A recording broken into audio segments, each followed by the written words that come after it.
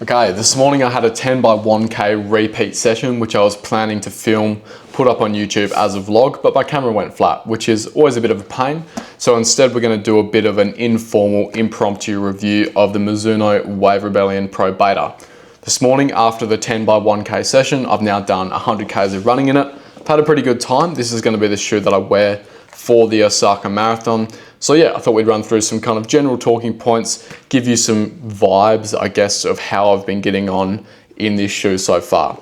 Big disclosure here is that I am training towards the Osaka Marathon with Mizuno, who do make this shoe, which is probably gonna be the biggest opportunity for bias that I'll probably ever have. Free trip, accommodation, food, some free shoes as well. So yeah, I can understand if you want to disregard what I have to say, but I would say just give me a chance to explain myself, give some thoughts. Hopefully by the end, you'll agree that I am saying what I think and not just reading off a script, saying what Mizuno want me to say. And I will actually point out that Mizuno have been fantastic so far in terms of being quite hands-off with the content. Some brands that I've had a few dealings with have been quite overbearing in terms of wanting you to spread love about the shoe and talk about how great it is, even if it doesn't live up to, the rest of the market. But Mizuno have been really hands-off. They send through the shoes, they let me decide what I want to talk about, and I really appreciate that. Shows confidence in their product, which I really respect.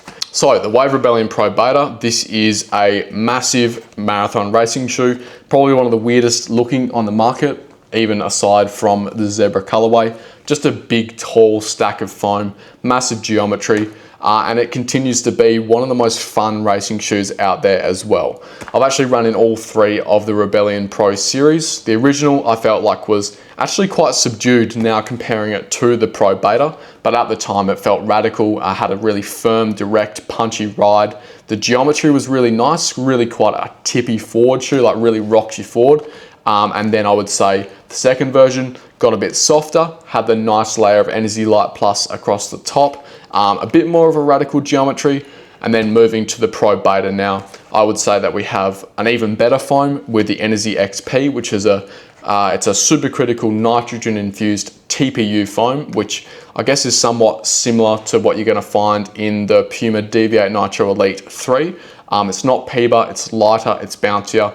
And then I'll also say that we have a sharper geometry as well, bigger heel cutout, more foam underfoot. It just gets even more radical, really. I would say of the three, this is my favorite. I would probably say it goes the Beta, the original, and then the two. I kind of like the responsive feel of the original more than the softness of the Pro 2. Felt like I could use it for a few more paces.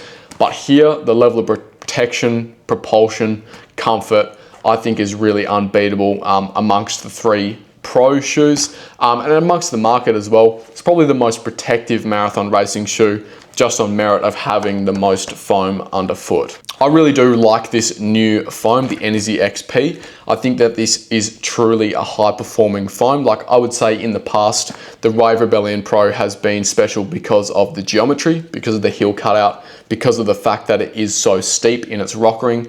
But here, I would say that we're getting almost the best of both worlds, or something that's quite radical in both worlds. We're getting a really sharp geometry, but then the foam is definitely backing it up. I would be very, very interested to see how this foam performs in a lower stacked racing shoe, which does exist over in Japan. It's already released the Wave Rebellion Pro Low, or the Natural, which is like a kind of Vaporfly equivalent to the Rebellion Pro. I guess the Vaporfly Alpha Fly would be the Rebellion Pro versus the Pro Natural or the Pro Low. So a little bit more nimble, a bit more grounded. I would be excited to see how much it weighs, how it feels underfoot. Soft, smooth foam. Definitely quite excited for what Mizuno have got going on. They do have a really nice catalog of racing foams, training foams. It's going to be an exciting year. The weight of the shoe as well, coming in at 238 grams in my men's size 10.5, which just goes to show how good this foam is. If we've got around 60 mil of foam in the middle of the shoe, a lot of foam underfoot, and it's still coming in at around the average weight for a super shoe in my size. In terms of the ride, this is one of the most compressive, bouncy, radical rides that I've ever tried. Like, it's kind of in a tier of its own, maybe only kind of comparable to shoes like the original Prime X from Adidas. I guess the CLOX one does have some similarities in terms of the aggressiveness of the rocker, but even then, I just haven't really experienced this much compression from such a tall, soft stack of foam.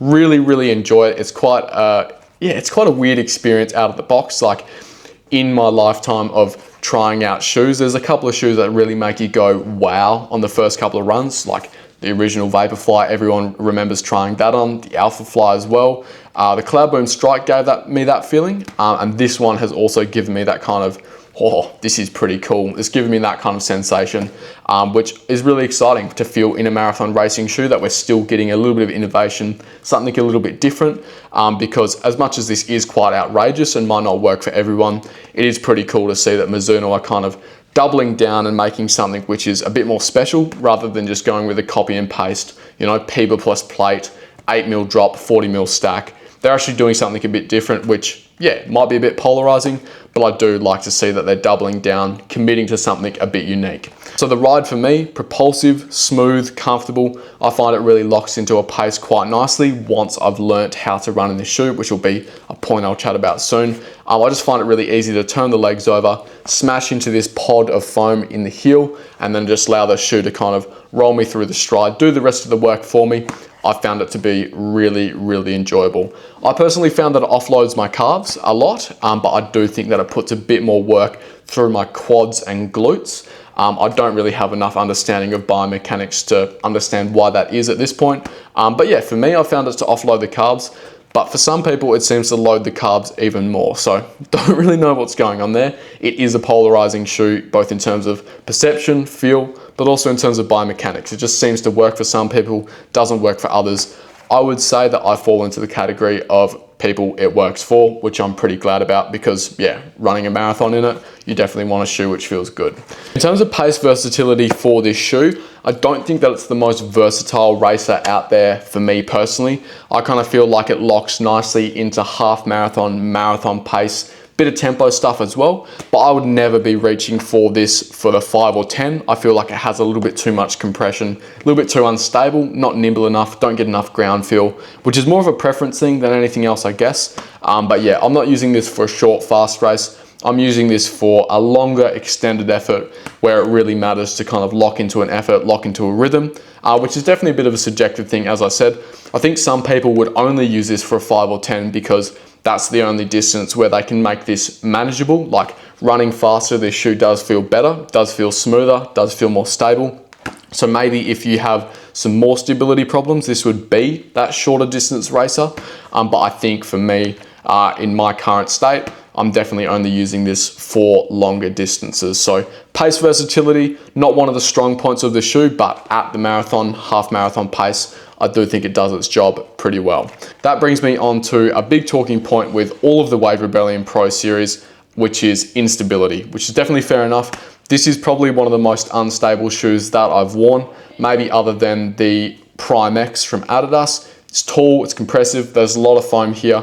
There's no guide rails or any real stability elements, and if your ankles aren't ready for it, it's gonna be a pretty tough experience. I would say for me personally, it's probably ended up working out as well as I could have hoped for. I personally supinate a fair bit on foot strike, landing on the outside edge. So the fact that this shoe has a pretty strong medial bias, tipping you inwards a little bit, ends up kind of cancelling each other out.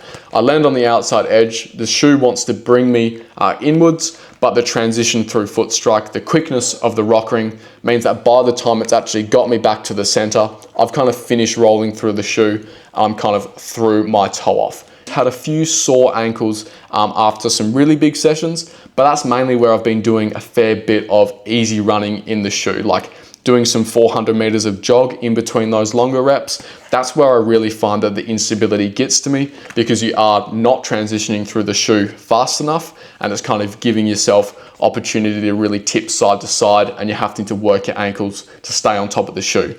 Running faster, it gets better. You're transitioning faster. It's able to actually guide you through the midsole. But if you're landing slowly and you're not really putting pace into it, that's where it really becomes an issue.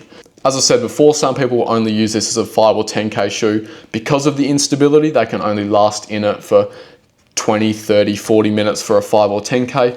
But for me, I think that my marathon pace is just fast enough to get by without many stability problems, but this is, again, definitely not one that I'm wanting to spend a whole lot of time in if I'm doing easy jogging. It definitely does need pace to feel right. It definitely is quite a polarizing shoe, and the fact that it is so unstable is definitely going to turn some people away. But as I said, I do respect the fact that Mizuno have kind of doubled down on such a radical design. They haven't mellowed it out. They haven't made it more approachable, more inclusive, which, yeah, I think is pretty cool to see. They're definitely committed to the innovation, the excitement, the kind of outrageous design, and maybe with something like the Wave Rebellion Pro Low or Natural, they can bring something which is a bit more accommodating to the rest of people, something a bit more stable, which more people can enjoy. But I really like the fact that they've stuck with it. I've really enjoyed it so far. In terms of the upper, I would say this is a pretty standard super shoe fit. Squeezes through the midfoot and heel, opens up into the toe box. The lockdown is pretty secure, or as secure as it needs to be on such a tall, unstable midsole.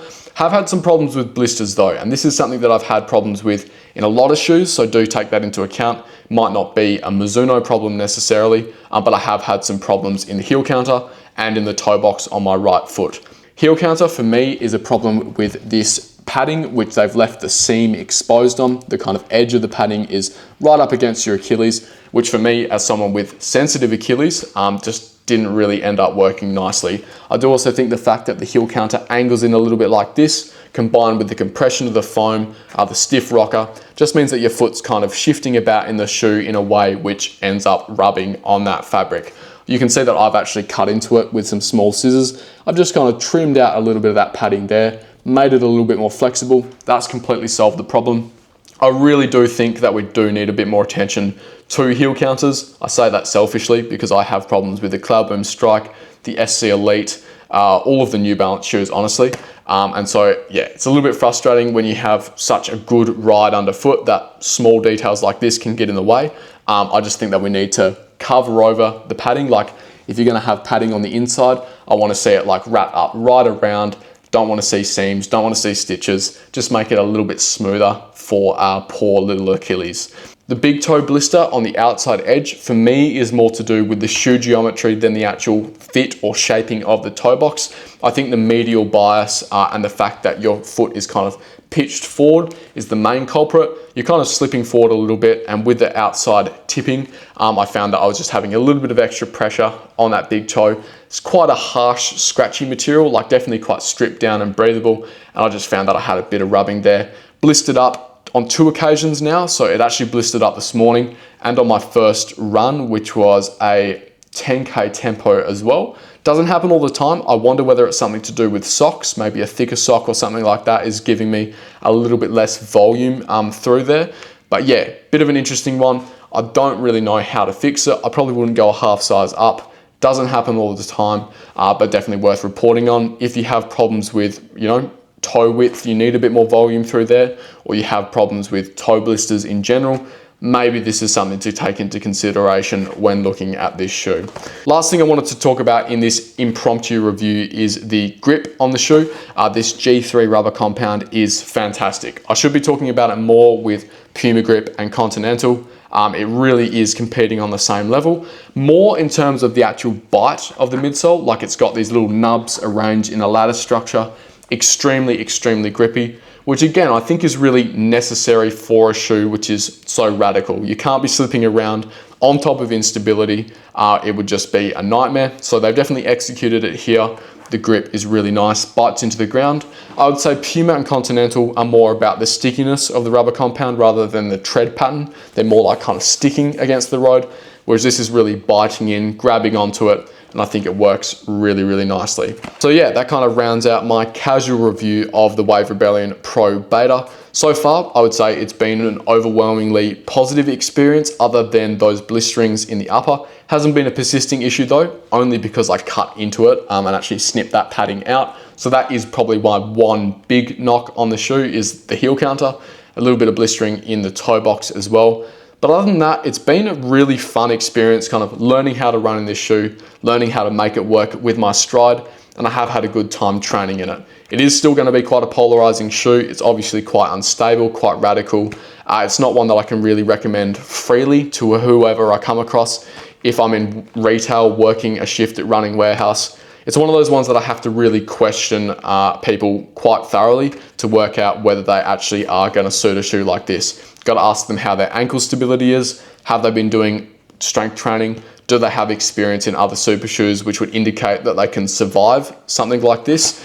It's definitely not a first time racing shoe. It's something that you need to build up to. But if you are in the position to try out something like this, you have some stronger ankles, you have confidence that you can learn how to run in a big, tall shoe like this, it could be a lot of fun.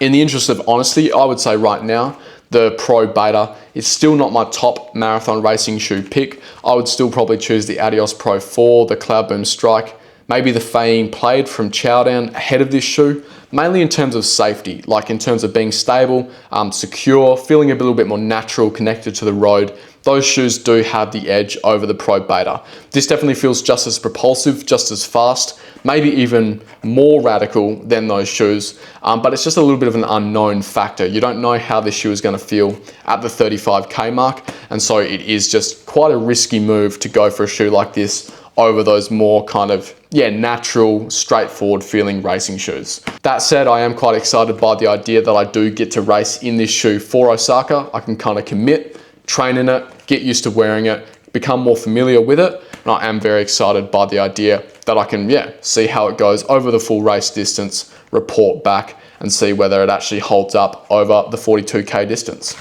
So hopefully that comes together as a nice, honest insight into how this shoe has gone in the last 8 weeks of training. Definitely is out there, definitely is radical. It's going to polarize a lot of people as well. It's not one that I'm going to recommend to everybody that I come across, but I have enjoyed it so far. Pretty excited to see how it goes in less than 4 weeks.